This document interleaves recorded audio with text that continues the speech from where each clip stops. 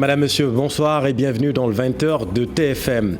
Dans l'actualité de ce mercredi, organisation des élections locales, le Front de résistance nationale maintient son refus de tout report. Le FRN exige l'organisation des élections d'ici décembre 2021. Une proposition de date de tenue des locales devrait être connue demain lors de la plénière de la Commission politique du dialogue national. Plus de détails dans un instant. Du jamais vu à la Padoie, un immeuble de 2 étages servait d'entrepôt à des trafiquants de médicaments. 6 personnes ont été arrêtées par la sûreté urbaine. Des tonnes de médicaments saisis. On vous explique tout dans ce 20h. Du changement dans l'air, dans la gestion des déchets. L'unité de coordination de la gestion des déchets solides UCG sera remplacée par la sénégalaise de gestion des déchets. L'objectif est de pérenniser une gestion plus efficiente des déchets selon le ministre de l'Urbanisme. La mutation se fera avec les collectivités locales. Et puis, début du Ramadan pour une partie des musulmans ce mercredi. Mois de ferveur et de dévotion qui sera mal vécu par les commerçants du marché Liberté 6 Extension. Le marché va être démoli pour des raisons de sécurité selon la municipalité. Les commerçants ne l'entendent pas de cette oreille. Reportage à suivre.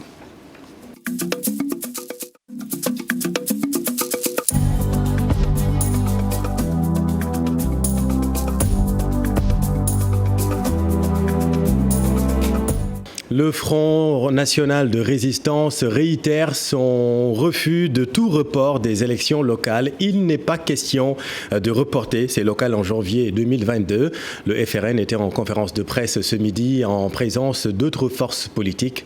Compte rendu Fatima Touré et Younous Diatta. L'organisation des élections locales est bien possible en 2021, précisément au mois de décembre, et l'ultime conviction du Front de résistance nationale d'une seule voix. Il pose 4 conditions déterminantes pour la tenue de ces joutes électorales. Nous pensons que les élections locales peuvent se tenir d'ici décembre 2021. Pour la faisabilité, il faudra respecter 4 conditions. La première, accepter la proposition des évaluateurs du fichier électoral. Deuxièmement, faire la revue du code électoral. Et troisièmement, la révision exceptionnelle du fichier. Et enfin, les dépôts de listes. Si toutes ces conditions sont réunies, rien n'empêchera la tenue de ces élections locales. Le FNR hausse de ton et se veut clair. Aucun report des élections locales ne sera accepté.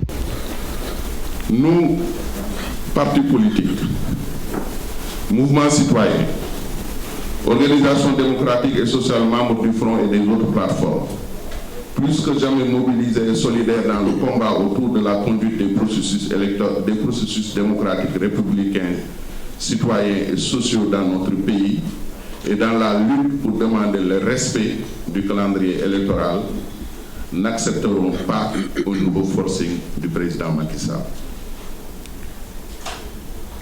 L'opposition, ainsi, met en garde Macky Sall et son régime de toutes les conséquences qui pourraient encore découler de cette dangereuse situation. De 2019 à 2021, les élections locales ont été reportées 3 fois de suite. Un 4e report serait impensable. Le FNR demande à l'État de faire tout pour tenir ces élections locales afin d'éviter une quelconque confrontation avec l'opposition et les mouvements de la société civile. Et rappelons, Fatima, que la commission politique du dialogue national sera en plénière demain jeudi. Une proposition de date de la tenue des locales devrait être rendue publique. L'autre grand titre de cette édition, trafic de médicaments, plusieurs tonnes de médicaments saisis par la sûreté urbaine. Du jamais vu, un immeuble de 2 étages à la Padoie servait d'entrepôt à ces malfaiteurs. Au total, 6 personnes ont été arrêtées. Voyons tout cela avec Mamadou Fall et Amadou Ba. C'est dans cet immeuble que des milliers de caisses de médicaments sont stockées. Des médicaments acquis frauduleusement, mis sur le marché illégalement. Une opération policière a permis de mettre la main sur les fraudeurs.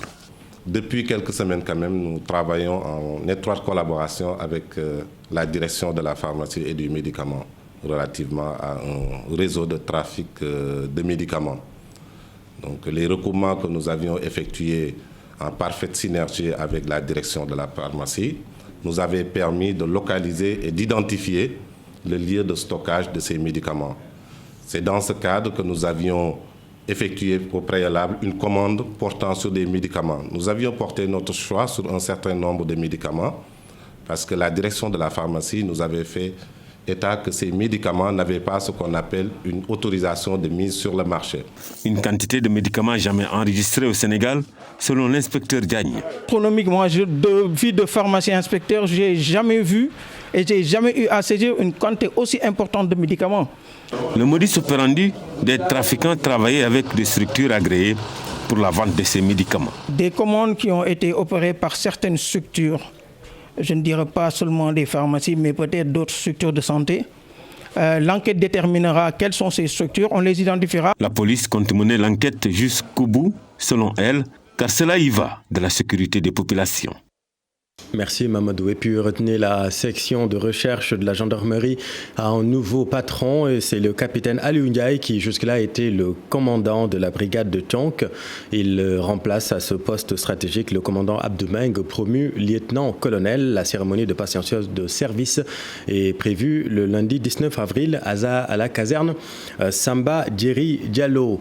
Et puis un mot sur la succession du juge Samba Sall, qui sera le patron du premier cabinet d'instruction du palais Lat Dior, doyen des juges, un poste stratégique qu'occupe un magistrat hors classe. Quelles sont ses prérogatives et son mode de nomination? Éléments de réponse, Maïmouna Ndiaye et Tierno Laurent Mendy.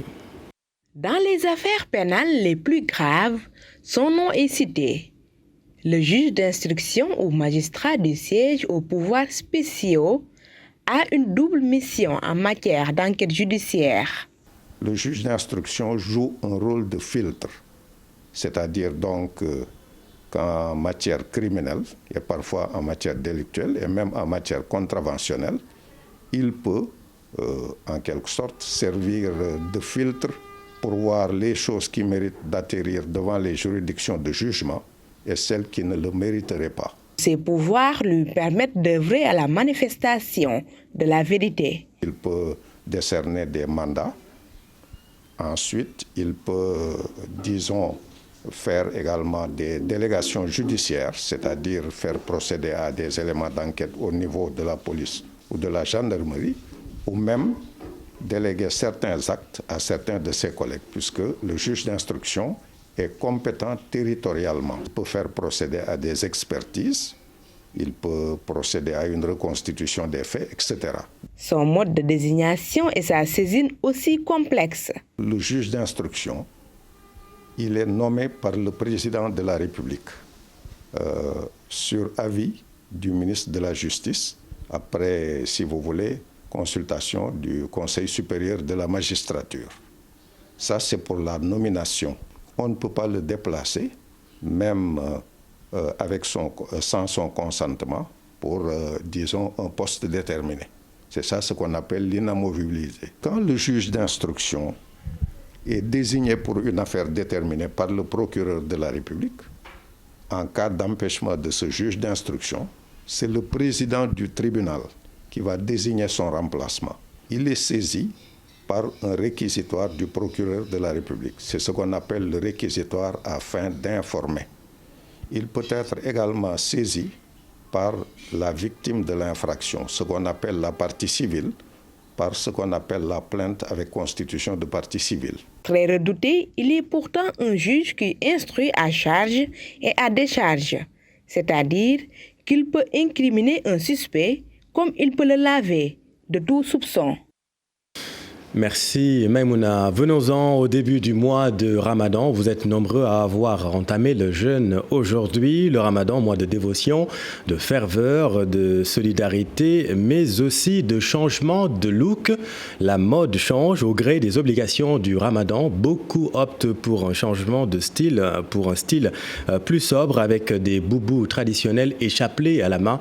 Le tout sous un chaud soleil cette année encore. Reportage à Saint-Louis. Ousseynou Diop, Habib Seck. C'est parti pour un moment d'abstinence pour la communauté musulmane. Dans la vieille ville, les habitudes commencent déjà à changer. Foulard autour de la tête, cure-dents, boubous traditionnels et chapelets sont les plus utilisés par les musulmans. En ce premier jour du mois béni, pour certains, les habitudes commencent à changer. Durant le mois de Ramadan, les musulmans essaient de se conformer au principe de l'islam. C'est-à-dire les hommes font de tout avec leur chapelet, leur cure-dent et autres. Et de l'autre côté aussi, on note que la gente féminine sent aussi bien d'accompagnement que d'autres. Les robes et tenues sexy sont rangées dans les armoires et les foulards et grands boubous sortent donc elles sont au vu et su de tous. Il a son chapelet à la main. Pour lui, c'est une vieille habitude pour prier durant ce mois. Le chapelet symbolise beaucoup de choses. D'abord, nous demandons pardon à Allah. Nous formulons aussi des prières en ce mois béni. C'est très important pour le musulman de demander pardon. C'est pourquoi j'ai avec moi ce chapelet à chaque instant. Les lieux de rencontre se forment aussi une manière d'oublier la fatigue et autres habitudes en cette période de chaleur, surtout chez les chauffeurs. Il fait chaud à Saint-Louis et on est obligé de faire une petite pause de 40 à 45 minutes. Chaque mois, on se réunit ici vers 14 heures pour se reposer le temps que les jeunes nettoient nos voitures. En ce mois béni, les habitudes changent chez beaucoup de musulmans. Les fidèles le font pour se rapprocher de Dieu. Merci Ousseynou et bon ramadan à tous. L'actualité, c'est aussi la grise mine des commerçants du marché Liberté 6, extension à Dakar. Vous le savez, le marché sera démoli, une démolition qui coïncide avec la période faste de Ramadan. Les marchands vivent mal cette situation, mais le marché sera démoli pour des raisons de sécurité, selon la municipalité. Fatou Bintou Conté et Tierno Laurent Menti. Ils vont être déguerpis, les commerçants du marché de Liberté 6 Extension, dès ce 15 avril par la commune de Sicap Liberté. Le maire a pris ses responsabilités et a signé un arrêté pour que le marché soit fermé à partir du 15. Et ce sera une chose effective, parce qu'on laissera le 15 avril prochain.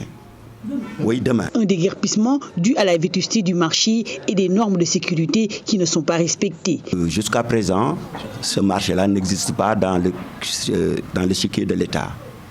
Parce que le travail qui a été fait n'a pas été fait dans les normes. Que ce marché ne présentait pas les normes sécuritaires requises pour être fréquenté par des populations. Seulement, les commerçants ne comptent pas bouger d'un iota, disent-ils. Nous ne sommes pas prêts de quitter. C'est une chose impossible. Les arguments de la mairie ne reposent sur rien, car le marché est en bon état. Le marché compte 22 couloirs. Il n'y a qu'un seul qui est vétuste et qui menace ruine.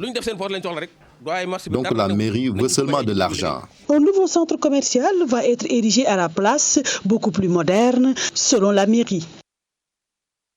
Une affaire à suivre donc, puisque le marché sera fermé à partir de demain. Merci Fat Bintou. L'unité de coordination de la gestion des déchets solides UCG sera bientôt remplacée par la Sénégalaise de gestion des déchets.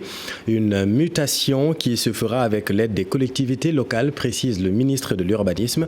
L'objectif, selon Abdoulaye Sow, est de pérenniser une gestion efficiente des déchets.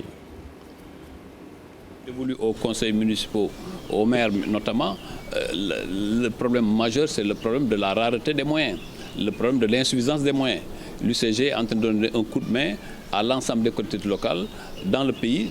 Auparavant, c'était simplement localisé à Dakar. Aujourd'hui, l'UCG est dans tout le pays pour aider les collectivités locales à prendre en charge cette compétence. Maintenant, nous avons décidé aussi d'aller plus loin sur instruction du chef de l'État, de faire une mutation de l'UCG pour aller vers une sénégalaise de gestion des déchets qui va plus largement, en relation avec les maires, en relation avec le ministère des collectivités territoriales, trouver un moyen d'équilibre pour qu'aucune compétence ne soit empiétée et que nous, ensemble, nous assumions cette compétence générale. Tout autre chose à présent, la coordination nationale du réseau des écoles associées de l'UNESCO milite pour la revalorisation des valeurs civiques.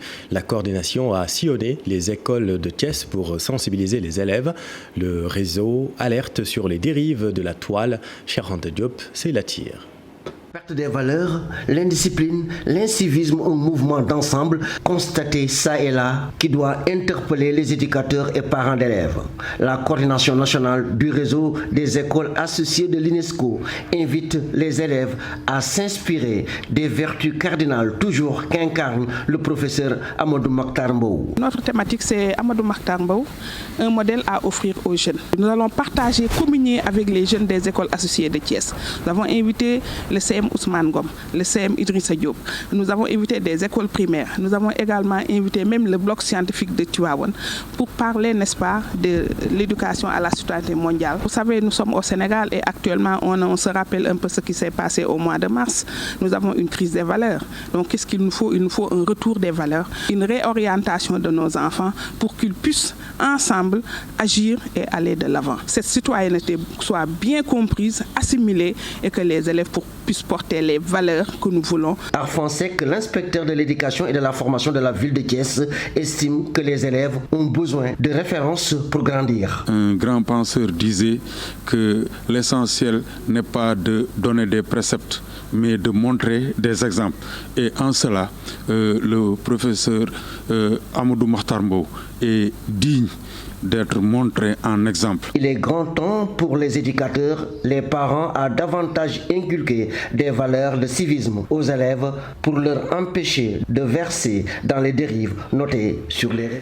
Merci Chéranta. Allons maintenant dans le sud, recrutement des 5000 enseignants annoncés par le président de la République à Sédhiou. 233 enseignants du préscolaire veulent être enrôlés. Selon eux, ils ne perçoivent pas de salaire et ne bénéficient d'aucune formation depuis 2010. Bon, et tout cela avec Bakary Conté et Kali Yamé. 11 ans de bénévolat, les 233 enseignants des classes préscolaires communautaires de la région de Sédhiou s'indignent de leurs mauvaises conditions de travail. Nous voulons vraiment que l'État sache qu'il y avait des classes préscolaires communautaires qui ont été créées par M. Ella Cissé dans la région de Sédhiou depuis 2010. Et on est là jusqu'à nos jours, sans formation, sans prise en charge. On est là toujours dans les classes, on ne voit pas l'État, on n'entend rien. On est toujours à l'attente d'aller en formation. Vraiment, nous, tout ce que nous souhaitons, c'est que l'État nous amène en formation. Parce qu'il y a beaucoup de souffrance. Et on est là, c'est toujours des problèmes. Créé en 2010, les maires de la région de Sédhiou avaient promis de prendre en charge le salaire de ces enseignants. Promesse non tenue, avance Khady Baldé, porte-parole du collectif des intervenants de ces classes préscolaires communautaires. Les maires n'ont pas respecté les engagements, ce qui fait que bon nombre d'enseignants ont quitté pour aller à l'immigration clandestine. Parce qu'on n'est pas payé et c'est compliqué de rester. Les maires qu'on avait confié les classes, c'est comme s'ils ne savent plus qu'on avait créé des classes derrière eux. Pour l'amour de notre pays et pour l'amour de nos enfants, parce qu'ils sont les futurs du Sénégal. Nous, on est vraiment là. Nous n'avons pas de salaire. On est des bénévoles comme ça. On travaille chaque année, mais sans percevoir rien. Nous voulons être recrutés dans les 5000 enseignants. C'est notre plus grand souhait, vraiment. Les 233 intervenants de ces classes préscolaires communautaires de la région de Sédhiou exigent leur insertion parmi les 5000 enseignants annoncés par le président Macky Sall, car selon eux, ces longues années de bénévolat méritent d'être récompensées par l'État du Sénégal.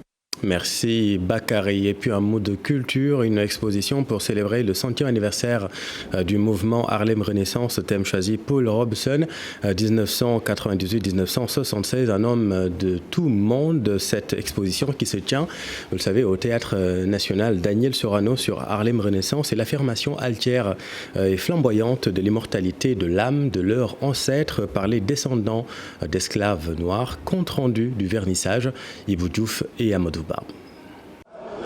Paul Robeson, c'est aussi cette conception, lui qui disait que l'artiste doit choisir de se battre pour la liberté ou l'esclavage, un cri de guerre qui rappelle cette figure de proue des mouvements Harlem Renaissance. Harlem Renaissance me tient très à cœur parce que ça a été le plus grand mouvement culturel entre deux guerres aux États-Unis. Et j'estime que si on regarde bien en dehors de ce qui se passe actuellement, la brutalité des policiers aux États-Unis, si on met ça entre parenthèses, on voit bien que les Afro-Américains font des choses extraordinaires. Harlem Renaissance, du nom du quartier où ces combattants s'étaient installés, le New Negro Movement aux États-Unis, des moments repères, surtout pour la jeunesse africaine et sa diaspora. Au pays de la négritude et de la renaissance africaine, qui ont eu 2 chantres qui ont tous les 2 été présidents de la République, je crois que c'est très normal que la race noire soit glorifiée et je ne peux pas dire magnifiée à travers cette exposition, ici même au Sénégal, au pays de Senghor et de Wade. Donc je crois que c'est une excellente initiative que des Sénégalais puissent nous permettre de découvrir des grandes figures qui ont appartenu à ce grand mouvement. En l'occurrence, ici, il s'agit de l'acteur Paul Robeson. Voyant l'itinéraire de Paul Robeson, ça permettra à la jeunesse de se dire, nous sommes chez nous, il y a du travail, si on doit mourir, il vaut mieux mourir chez nous. Harlem Renaissance à travers des œuvres partant de la signature d'hommes de lettres, des musiciens et des comédiens, une exposition pour restituer les beaux jours de Harlem Renaissance, c'est pour aller encore plus loin que cela. Merci Ibou. Et puis en bref, aujourd'hui, Abdoulaye Diop, ancien ministre du Budget, est nommé président de la commission de l'UEMOA. Pour ce qui est de la nomination des membres de la commission sur proposition des chefs d'État et de gouvernement, elle interviendra au plus tard le 1er mai prochain. Dans l'actualité internationale, la mort d'une vingtaine d'enfants dans l'incendie qui a dévasté leur classe en paille à Niamey au Niger. L'explosion d'un minibus qui a fait une dizaine de victimes civiles à Mogadiscio en Somalie. La Cour de justice internationale qui hérite du différend territorial entre le Gabon et la Guinée équatoriale. Et puis la mort de Bernard Madoff, l'auteur de la plus grande escroquerie financière de l'histoire, rappelez-vous, en 2008 aux USA. Voyons tout cela avec Daniel Diouf. Une vingtaine d'enfants âgés de 3 à 5 ans, piégés et calcinés par les flammes d'un incendie qui a ravagé des salles de classe en paille au Niger. Le drame s'est produit mardi dans le quartier dénommé Pays-Bas, en périphérie de la capitale Niamey. Seuls les tables bancs et des portes métalliques sont encore visibles, ou alors des livres à moitié brûlés, des cahiers, des trousses et des sacs d'écoliers éparpillés au milieu des cendres. Au lendemain du drame, parents et enseignants sont toujours sous le choc. La police scientifique nigérienne enquête toujours dans l'espoir de trouver des indices sur l'origine du drame. Au moins 15 civils tués mercredi en Somalie lorsque le minibus à bord duquel ils voyageaient a été détruit par l'explosion d'un engin dissimulé sur la route. Le porte-parole du gouvernement somalien qui accuse les islamistes radicaux au Shebab d'être responsables de la tragédie a précisé que l'attaque a eu lieu à 50 km au nord de Mogadiscio, la capitale. Nouveau rebondissement dans le conflit territorial entre le Gabon et la Guinée équatoriale. Ces 2 pays d'Afrique centrale se disputent la souveraineté de 3 îles depuis les années 70. Après l'échec d'une médiation de l'ONU, Libreville et Malabo avaient convenu de recourir à la Cour de justice internationale pour trancher ce différend. L'affaire remonte à 1972, lorsque la Guinée équatoriale a revendiqué sa souveraineté sur Mbanié, la plus grande île d'une surface de 20 hectares et de 2 autres îlots. Le sous-sol des territoires disputés serait gorgé de pétrole et les eaux riches en poissons. Et puis, on a appris le décès de Bernard Madoff ce mercredi à l'âge de 82 ans dans le pénitencier de Caroline du Nord aux États-Unis. Il purgeait une peine de 150 ans de prison. L'homme est l'auteur de la plus grande escroquerie financière de l'histoire, 64 milliards de dollars. L'affaire portant son nom avait commencé en décembre 2008 avec son arrestation. Madoff venait d'avouer à ses fils avoir spolié des milliers d'investisseurs qui lui avaient confié leur argent. La fraude de Madoff consistait à piocher dans les finances de ses nouveaux clients pour rétribuer ou rembourser des investisseurs plus anciens. Au total, quelques 16 000 victimes ont perdu plusieurs dizaines de milliards de dollars, certaines personnes totalement ruinées, une fortune personnelle estimée, au total, à 825 millions de dollars. Merci Daniel. Dans l'actualité sportive, c'est reparti pour les compétitions de jeux de dames au Sénégal. La fédération qui a démarré par un tournoi Open annonce un calendrier chargé cette saison avec une tournée nationale. Cher Sadibou Diarra. Sénégalaise du jeu de dames relance ses activités. Une reprise par un tournoi de retrouvailles est dommage. On a décidé de faire cette Open-là à la mémoire de nos défunts, parce que 2020 et 2021, le monde du jeu de dames a perdu un peu de ses dirigeants et des joueurs encore qui ont joué, à l'occurrence Lamine Dior, qui a été champion de Dakar et tout. Son mandat terminé, Mais dans l'attente de l'AG élective, l'actuelle fédération a un programme chargé cette saison. Nous avons convoqué le comité directeur le 24 de ce mois-ci. Et après juste le ramadan, des Open seront organisés dans toutes les ligues du Sénégal. On va faire une tournée dans toutes les ligues du Sénégal, à savoir les ligues qui fonctionnent encore. On en a 12 actuellement. On va les appuyer pour faire revivre le jeu de dames dans les régions. Et maintenant, songer à organiser le championnat du Sénégal. Le Sénégal est en lice également dans des compétitions sur l'international. La Fédération mondiale de jeu de dames a fixé le championnat du monde de jeu de dames à Tallinn, en Estonie, du 18 juin au 15 juillet. Le championnat d'Afrique, Bamako devait l'organiser ce 25 avril, à partir du 25 avril, mais jusqu'à présent on n'a pas encore eu d'écho sur cette organisation à cause de la tendance haussière même de la Covid. Mais nous avions nos fiches au niveau du ministère des Sports. À tout moment, si les Maliens confirment cette compétition-là, le Sénégal sera prêt. Président sortant de la Fédération sénégalaise du jeu de dames, Adama Gueye refuse de se prononcer pour le moment sur une candidature à sa propre succession. Il dit être à l'écoute du comité directeur. Merci, cher. Toujours dans l'actualité sportive, football des Lions, toujours en course dans la Ligue européenne des champions. Gana Gueye, Abdou Diallo du PSG ou encore Edouard Mendy de Chelsea en lice pour le sacre. Bourreau du Bayern, le PSG avec ses Lions va disputer sa deuxième demi-finale consécutive en C1 alors que les Blues de Chelsea retrouvent le dernier carré 9 ans après. Ibrahima Kane. Malgré sa victoire 1-0 au Parc des Princes, les Bavarois ne réussiront finalement pas un doublé consécutif en C1. La succession du Bayern de Munich est donc ouverte et 3 clubs de Sénégalais sont toujours dans la course. D'abord, le Paris Saint-Germain d'Idrissa Gana Gueye et d'Abdoulaye Diallo qui accèdent pour la deuxième saison de suite au dernier carré de la Ligue des Champions. Les Parisiens vont défier Manchester City ou Dortmund qui bataillent en ce moment même pour intégrer le dernier carré. Autre Sénégalais en lice avec son club, Edouard Mendy de Chelsea. Les Blues vont jouer leur première demi-finale de Ligue des Champions après leur sacre en 2012. Les protégés de Thomas Tuchel, battus 1-0 par Porto hier en quart de finale retour, joueront soit le Real Madrid ou Liverpool pour une place en finale. Bien que dominé par les Merengues à l'aller, Liverpool de Sadio Mané peut également succéder au Bayern de Munich. Mais attention, la mission s'annonce périlleuse devant Zinedine Zidane et ses protégés. Vraiment, c'est la fin de cette édition. Merci de votre attention. C'est la fin de cette édition et puis c'est le retour de vos émissions préférées durant le mois de Ramadan. Dans un instant, les 5 minutes d'Oustas Papane, suivi de Ziar avec Yahoua et puis un peu plus tard, Quartier Général, bien évidemment, avec Pape Cher Diallo et toute l'équipe. Restez en compagnie de nos programmes. Excellente soirée sur TFM. Restez avec nous. Vous êtes au bon endroit.